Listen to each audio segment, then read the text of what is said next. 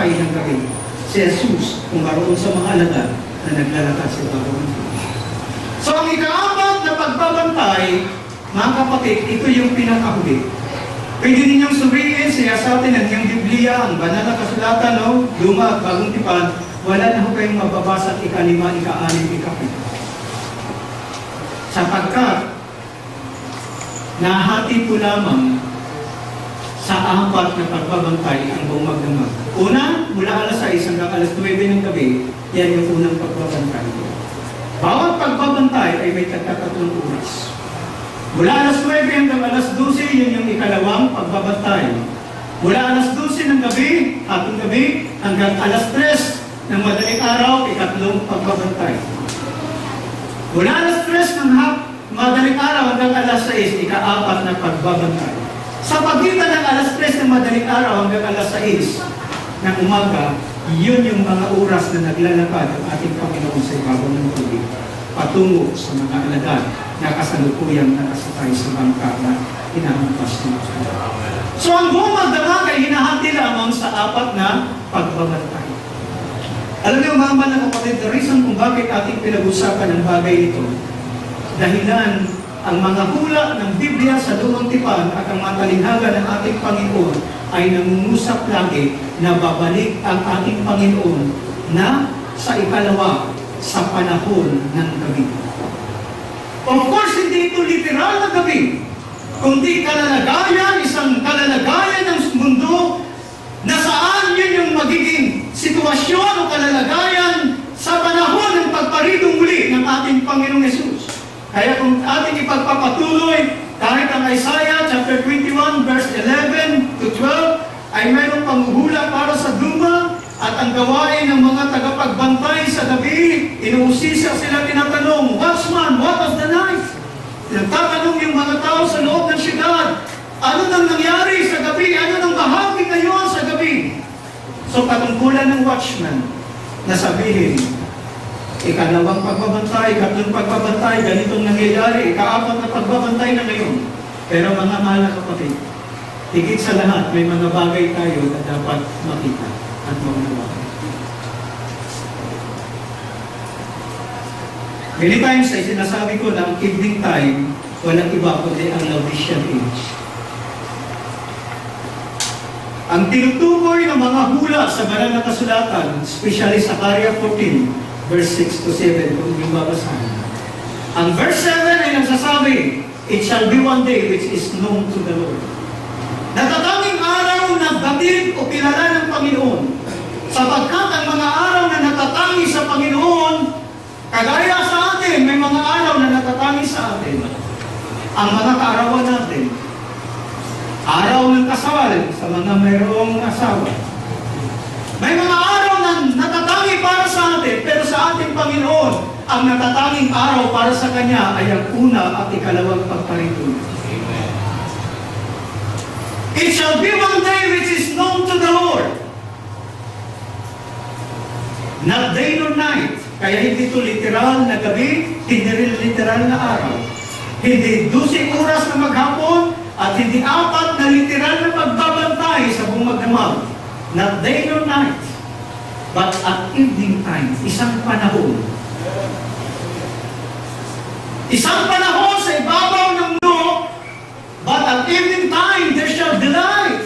Ibig sabihin, sa kabila na ang kondisyon o kalalagay ng sanglibutan ay napakadilim. Hindi dahilan sa walang araw, hindi dahilan sa walang bituin, hindi dahilan sa walang elektrisidad. Meaning to say, spiritually, ang buong sanglibutan ay napakadilim. At ano ang sanhi ng kadiliman ito? Mga false doctrine, creeds, dogmas. Kahit na maraming mga sikta, denomination, pero sa Laodicean Church Age, sa Revelation chapter 2, chapter 3, natatanging si Kristo ay nasa labas ng pintuan ng iglesia ng Laodicea at tumutugtog. Sino mang tao makarinig ng kanyang tinig at magbukas ng kanyang pinto, sabi niya, ako'y kahapong kasalo niya at siya ay kasalo. Natatangi sa loob ng mga 7 iglesia ng mga kapanahunan, tanging sa Laodicea lamang ang ating Panginoon ay nasa labas. Siguro pwede tayong magtaka, magtanong, sa dinami-dami ngayon ng mga so-called born again, sa dinami-dami ngayon ng tagapangarap, sa dinami-dami ngayon ng mga sikta, paano naging madilim ang panahon ito na ating kinabubuhay? Brother, sister, ito ang panahon na sinasabi ng ating Panginoon sa Matthew 24, in the last days, there shall rise false Christ and false prophets. And if possible, they shall deceive the very elect. Kung bakit itong madilim na panahon? Sapagkat maraming babangon ng mga bulaang propeta. Maraming babangon ng mga bulaang Kristo. Meaning, I am anointed. God sent me.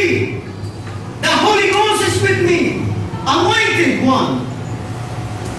Mangangaral, gagawa ng mga tanda at iba pang mga himala.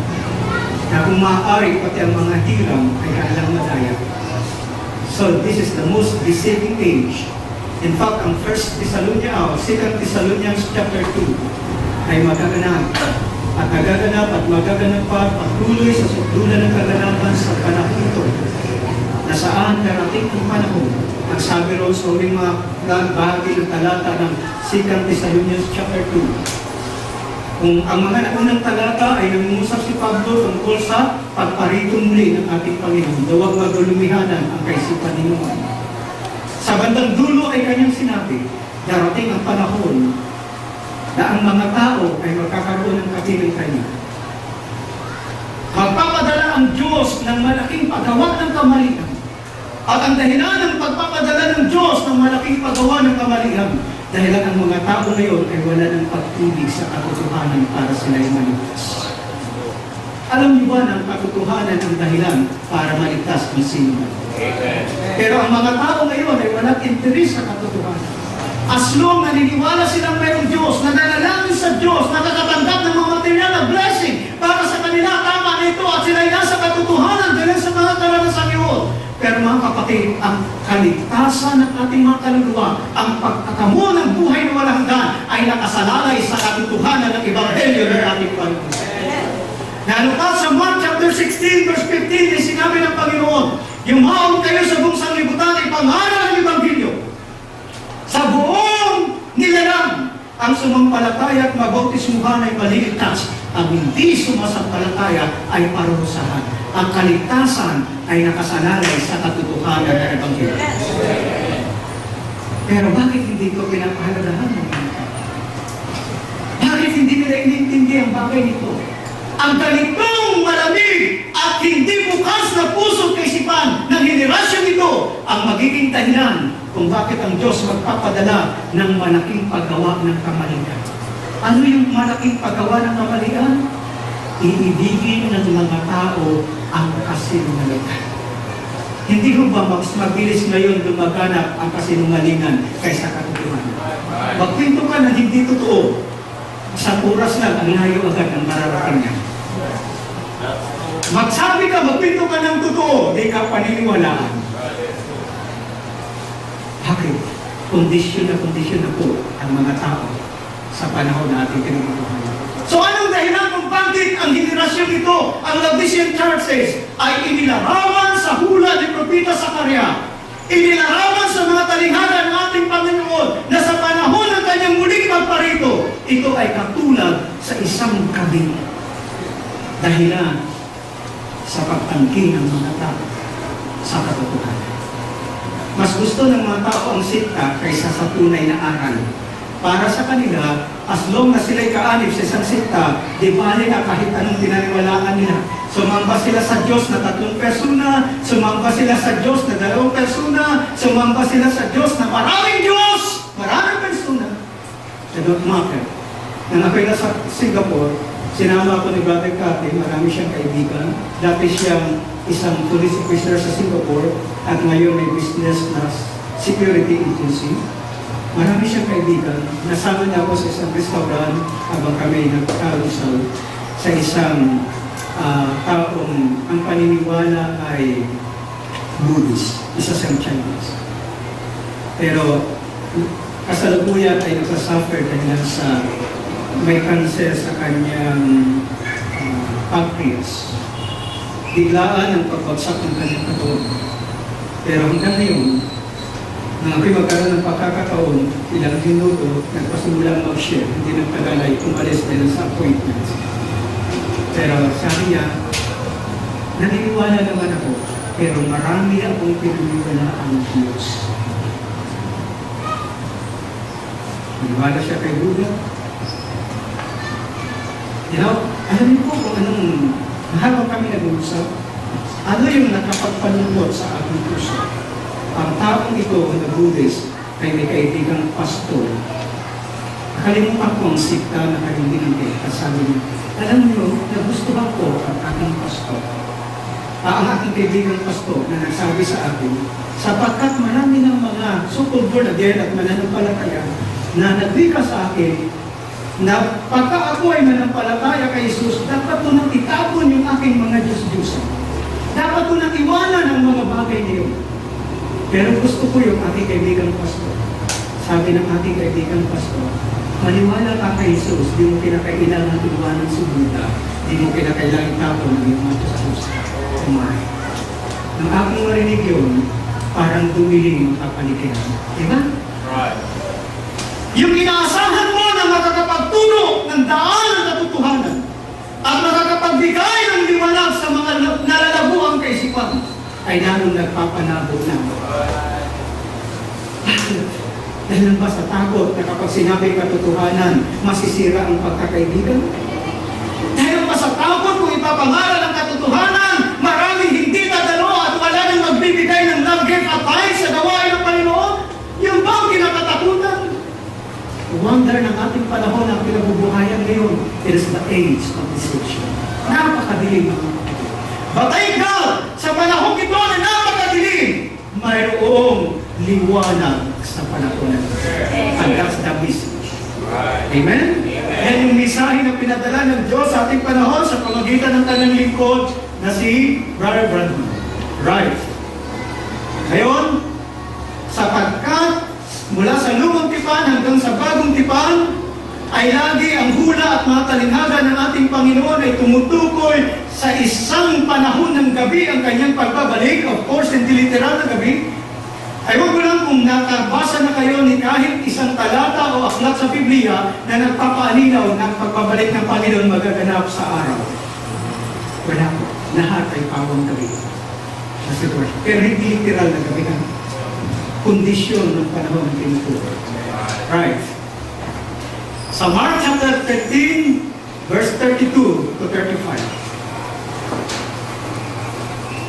Another parable ng ating Panginoon na maglilinaw sa atin patungkol sa kalalagayan ng panahon ng Laodicean age na dili iba tinawag sa Biblia na evening time.